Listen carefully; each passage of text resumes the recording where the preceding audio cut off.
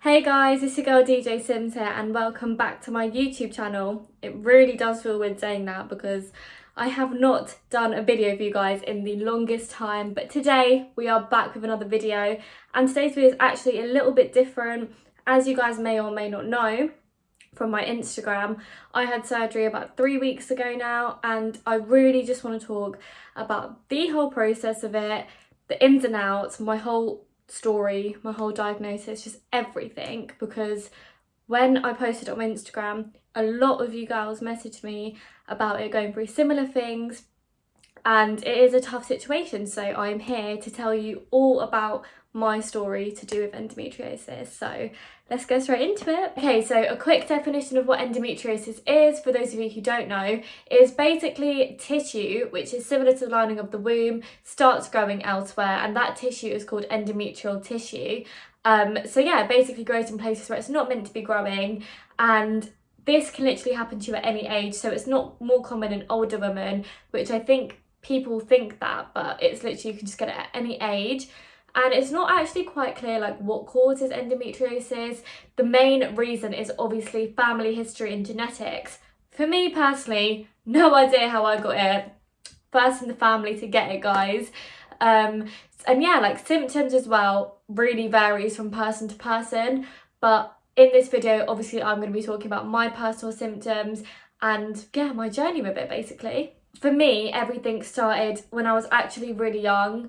At the time, I just didn't know it was endometriosis because I didn't even know I had it until like 1 month ago. So when I was about 14 years old, my periods got extremely bad. So I probably started my periods when I was about 11, 12. When I hit about 14, everything was extremely bad. So the pain, the bleeding and other symptoms such as like feeling really faint and sick, but it was mainly the pain, which was horrible. When I was on my period, I actually used to have to block out 1 week of just at home because I knew it was that bad that every month I knew for 1 week I would have to take time off school, any plans, anything, which by the way guys, it's not normal to feel like that when you're on your period. You should be able to get on with like normal day-to-day activities, which I couldn't. So I used to get like random stomach aches as well when I'm not on my period. So this is when we actually first went to the doctors, and that's when like basically everything started. So we went to the doctors for it, and you know, I got given medication because they thought it was, you know, like acid reflux. They thought that was giving me stomach aches, which that wasn't actually the cause. So I used to take these medications which never worked. And I actually had a procedure for it to check if there was anything going on in my stomach, like any infections. And it's a procedure where like a camera gets put down at your throat. Sorry for the TMI guys, but this video, by the way, is going to be a bit of TMI, like the whole video. So yeah, a camera was put down my throat into my stomach, and they basically found nothing. Okay, so they were looking for like infections, indigestion type infections like reflux, which they thought was causing my stomach aches. Nothing was found, and I basically got told to just carry on as normal and forget about it because apparently it was just all in my head. So I was like, cool, nothing's wrong with me, I'm calm.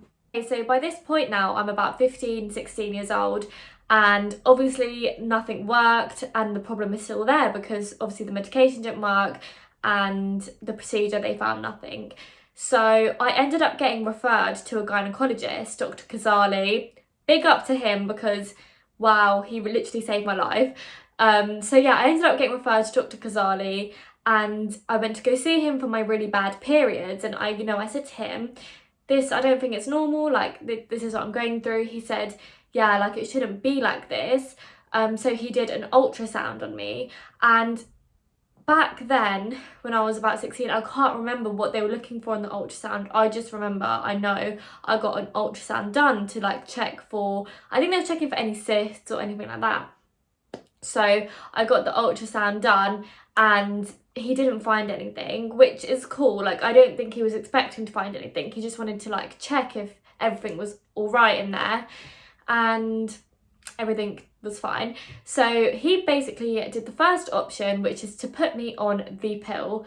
So I was put on Regevidin don't know how to pronounce it. I think that's how you pronounce it. So I was put on Regevidin, and I was put on that for about 1 year. So obviously it takes a little bit of time to settle in, which I gave it a bit of time. And long story short, that pill didn't work. So Regevidin didn't work, and obviously me and my doctor have met again. I've described him why it's not working, and the reasons they weren't working was the pill basically didn't help my painful periods, which it kind of should have calmed the pain down, and my periods are very irregular. So he changed my pill, and I know a lot of you girls who are on the pill know that if one doesn't work, usually they just change it because obviously it's whatever suits your body. So I got put on the progesterone, I should know this by now, progesterone only pill. My one was called Sorel. And this actually did help in some ways and it didn't in others. So it did calm down my pain. So I wasn't in like excruciating pain every single month. However, it really messed up the bleeding side of things.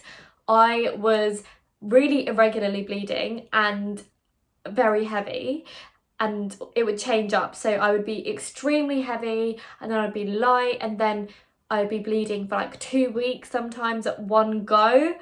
And it was basically just a complete mess, but it did sort out the pain side of things, and the pain reduced. It didn't fully go, but it reduced. So I was basically on Sorel for another further year because it did work in one way. So I didn't really pick up, you know, like the irregular bleeding very quickly. I kind of just thought, you know, I'll let that slide, see how it goes. But then it came April this year.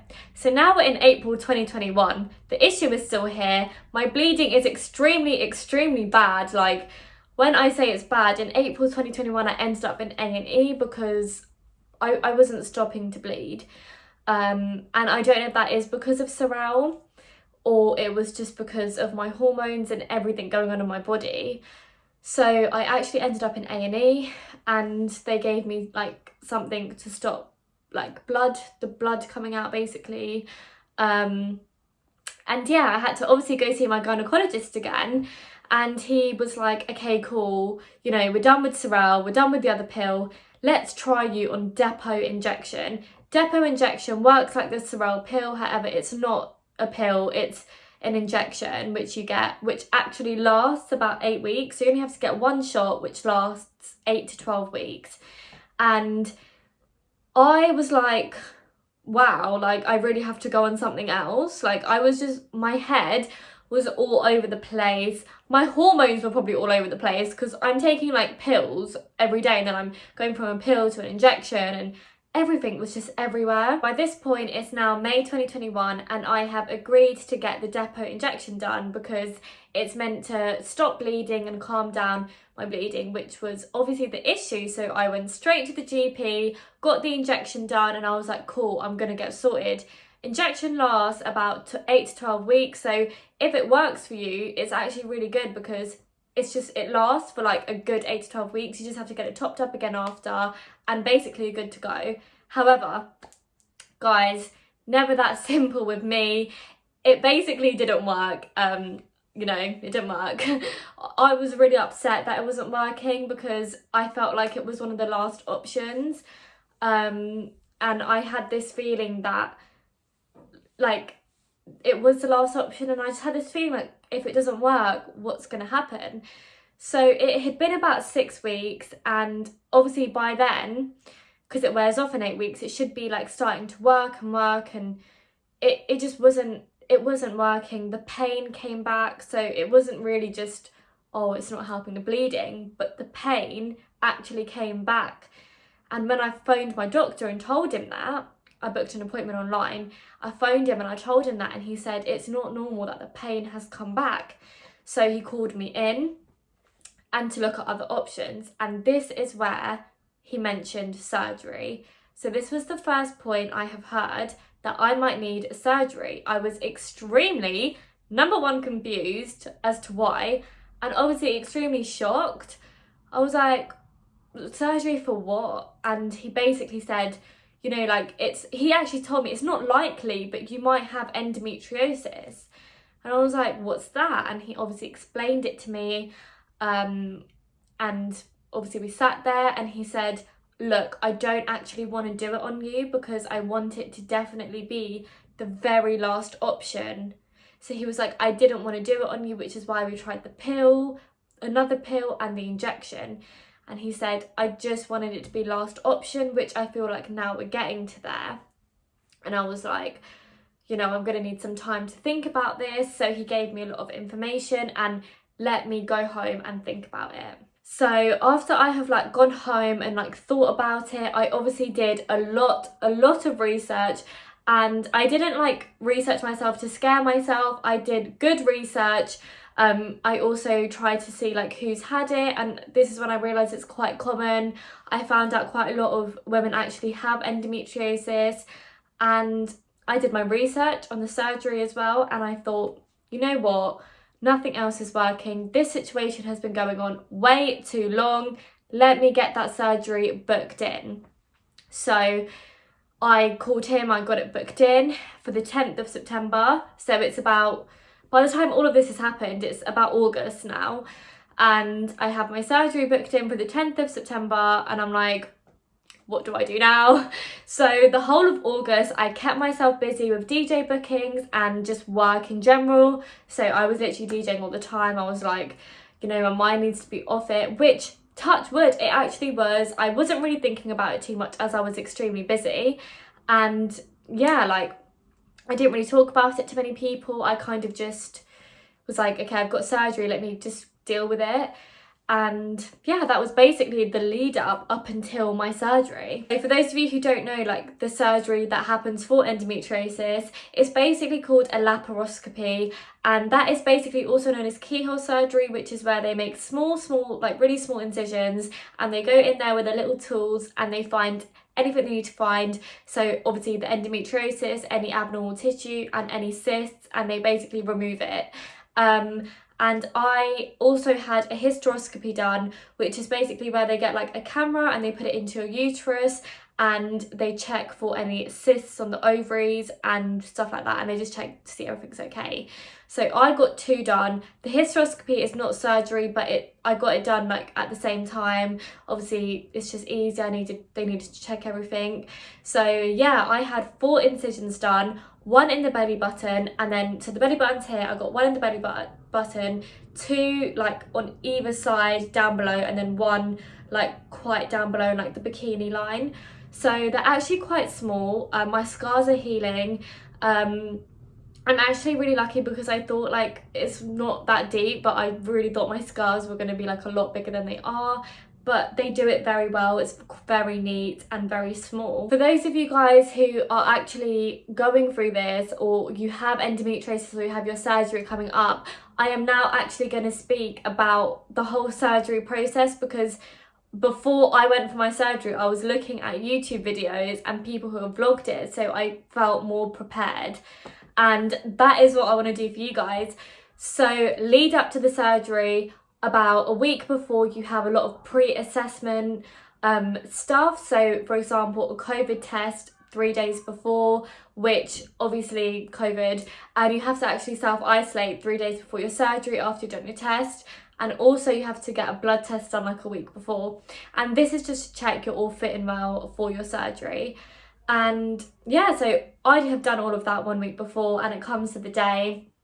So obviously, I'm not gonna lie, obviously I was extremely scared. I was extremely scared in the build up, but when it got to like the night before and the day, I was like, I just want to get this done now. Wasn't as scared, I was actually quite ready for it. So yeah, I just kind of went for it that day. And what happens when you get there is obviously, you know, you get to the hospital, they take you to your room, and in your room you are seen by your nurse that is probably going to be assigned to you, or like a couple of nurses come and chat to you about it, about the whole process, and then you're seen by your actual surgeon. So my surgeon is actually my gynecologist, so he actually is an endometriosis specialist and performs the surgery. So I'm so lucky that I got somebody I trust to do my surgery. So he came to see me, and the anaesthetist, so the person who does your general anaesthetic, comes to see you. So you're basically visited by all of those people. in the time before your surgery, so you do have to get there like 3 hours before from memory. So now that I was ready for surgery and I'd been seen by all of the doctors and everything, I go down, and by this point, I'm not gonna lie, I wasn't scared up until that point, and I went down to theatre, and just before I got put to sleep, I did have a really bad panic attack because I obviously saw all of the like theatre equipment around me. I'm literally about to go in for surgery, about to get put to sleep, which is one of my biggest fears, getting put to sleep. I don't know why. It really baffles me. Like, how do you know you're gonna wake up? Like, it just baffles me. So I had a really bad panic attack. So before he put me to sleep, he actually had to give me something to calm me down because he couldn't put me to sleep like that. So I started laughing. So I don't know what they gave me. Maybe it was laughing gas. Can't really remember. I was so out of it. So yeah, and then I don't remember what happened next because he obviously clearly knocked me out. Next thing you know, I'm waking up in recovery room with a breathing mask on me, having no idea what's going on. My mum's not next to me. I'm like, where am I? It was honestly horrible. And then the pain started kicking in, but I don't really remember like first waking up. I kind of remember just like maybe 10 minutes after, I was like getting given water because I kept like coughing things up, and it was just horrible. So I was in recovery for about half an hour, being checked up by the nurse, making sure like my vitals are okay.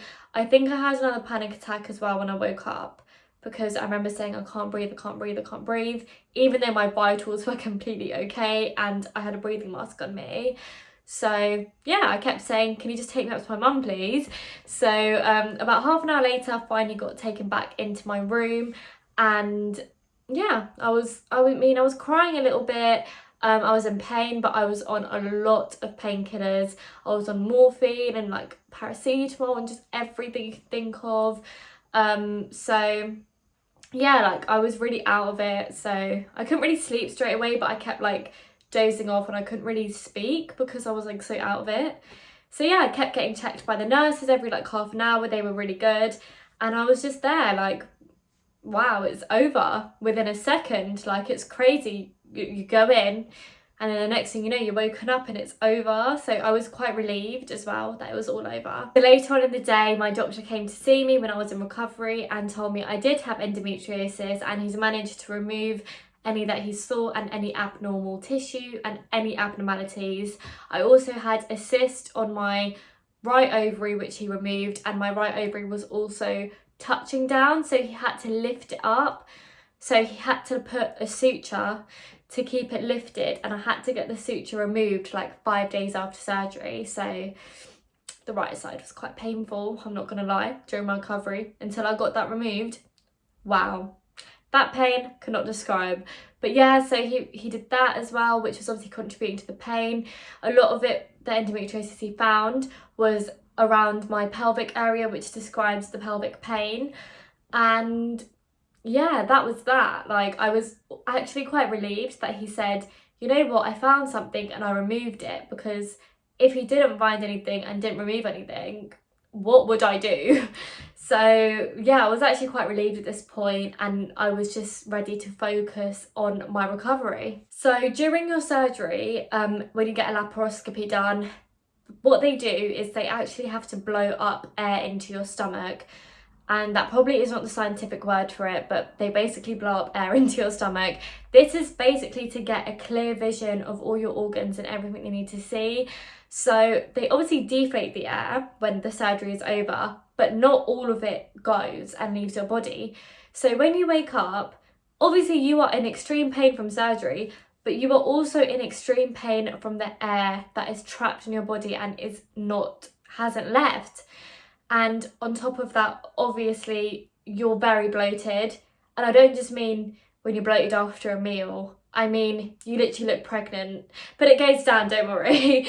So one thing for that is peppermint tea. If you are getting a surgery done, take peppermint tea with you to hospital. They might already have some, but take it with you. It's going to be your best friend. It really helps basically get rid of bloating and like the gas. It basically is going to like release it all. You feel this gas pain from the bloating in your shoulders, in your neck, in like your chest area, your ribs. So that's where you're going to feel a lot of pain, but that's just from the unreleased gas, which naturally leaves your body after about 3 to 4 days. To help this, you have to be very mobile. You're not going to want to get up after your surgery. However, in your own time, you have to make sure you get up and walk around, even if it's to the door and back, because that's number one, going to help the blood circulation to prevent blood clots, and also it gets rid of like the gas and just relieves basically everything. So walking and peppermint tea is really important after getting a laparoscopy done. Another thing is, if you want to take like snacks with you to hospital, I would suggest it, because you have to choose what you want to eat before your surgery for when you get out. When you wake up, you probably won't want what you chose, I'm not gonna lie. So maybe take like some snacks with you. A Lucozade helped me, obviously, like energy and stuff like that. So be prepared, take snacks, peppermint tea. Just know in your mind that you're gonna have to be strong afterwards, and you know, get up and try walk as much as you can. And yeah, all of that is extremely important. In terms of my recovery process, every single day literally gets better and better. Like, even if it's the slight progress, you will notice that every day you get better and better. I would definitely suggest taking at least 2 weeks for your recovery. Even after the 2 weeks, you might not be like 100% back to your fit, normal self. You will obviously feel a lot better. But taking 2 weeks is very important to let your body internally heal. I think I got a lot better after about 10 days to 2 weeks. However, it did take me like a good 3 weeks. It's about 4 weeks now when I'm filming this video, and I am still in a little bit of pain from my surgery, but not every day. It's basically sometimes if I bend over too much, or if I'm like active too much, you know, if someone bumps into me, it's quite sore and quite tender. So yeah, it's going to take a while after surgery, but every day literally just gets better, and you just have to let your body like relax and heal. If you just get straight back onto it straight away, which you probably won't be able to, but if you do, it's just not going to work. You're just going to make yourself worse. So yeah, definitely taking time to heal is key. In terms of like the scarring and stuff, letting those naturally heal, and then once they're healed, to put scar cream on it, and like stuff like tea tree and like oils can really help like reduce the scarring. However, you have to let them like naturally heal themselves. So it is about 4 weeks today. As you can see, I am now a lot better, fit and healthy. I did mention I get a little bit of pain still, but it's basically if like I'm in crowded areas and like people are bumping into me, it's not great.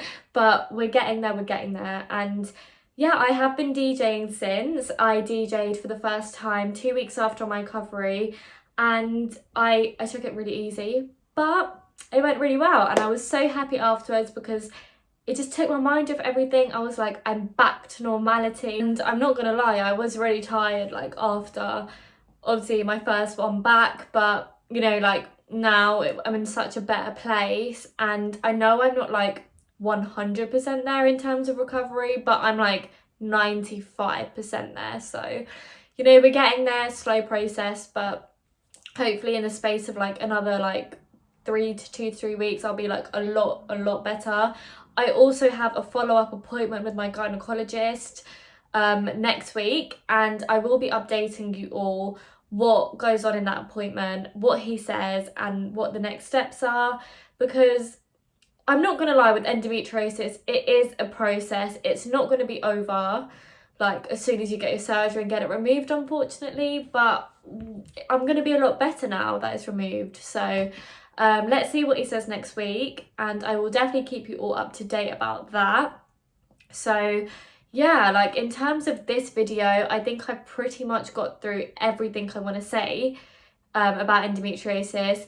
You guys did ask me some questions on Instagram, which a lot of them I've covered in this video, but I am going to be answering like a few of them now. A lot of you in the questions asked like how you can distinguish painful periods to endometriosis.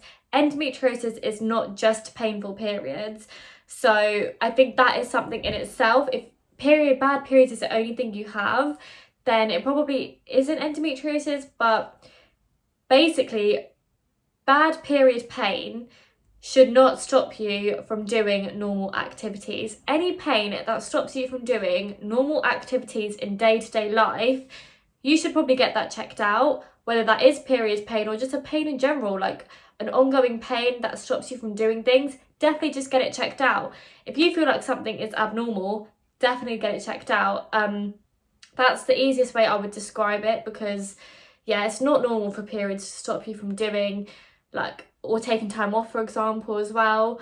But for me, I did have really bad periods, but I also had really bad pains just every day, so like really bad pelvic pain and stuff like that. So that was what urged me to go and get it obviously checked out. I really hope that you guys can take something away from this video.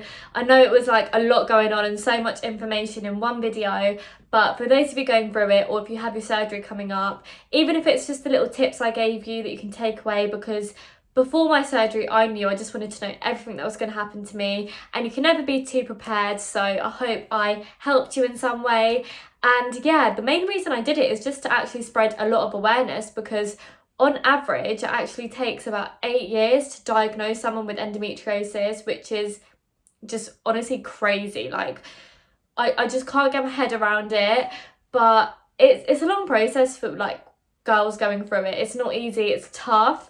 So if I can just spread awareness about it and educate you guys about it, that is what I'm here to do. And if you feel like, you know, after watching this, you're like, I might have it, I've got symptoms, or I really feel like I have it, please go get yourself checked out. This is not even just with endometriosis, anything abnormal, just go get yourself checked out, because 3 years ago, 4 years ago, even like a few months ago, I never knew I was going to have to go for surgery or I had it. So the best thing to do is, if you feel like something's going on, just go to the doctors, because you never know what it could be. So yeah, I hope I helped you. And if any of you have any questions, you can comment them below, or just message me on Instagram. My DMs are open. I really do want to help you guys. And yeah, that's it for this video. I will see you in my next video. I am now back active online. I'm out DJing again. So yeah, check out my Instagram to see where to catch me live next. And yeah, that is it for this video. I will see you guys in my next one.